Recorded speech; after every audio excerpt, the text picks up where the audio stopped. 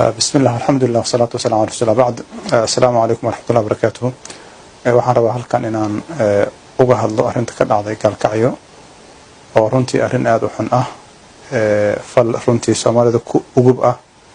hore aan uga dhicin qof al-shabaab oo dib geystay in loo dilo dad aan waxba galabsan oo guryahooda iyaga hurda laga soo baxo runtii waa arin Soomaalida ku cusub marka aad iyo aad aan u cambaarayna arintaas aad iyo aad aan uga xunnahay dadkii ay ka dhinteen waa uga tacsiirina ayagana waxa lana Allahu naxariisto gacan ka gardarnay u dhinteen dalkaana runtii waxa meeshan soo gaarsiiyay waa dhulum marka reer galmudug waa ku mahadsan yihiin inay guddi saareen guddigaas waxaan rabnaa inay si dhab ah oo mas'uuliyad leh uga shaqeeyaan arintaas dadkii dhibaatadaas geystana la horkeena cadaaladda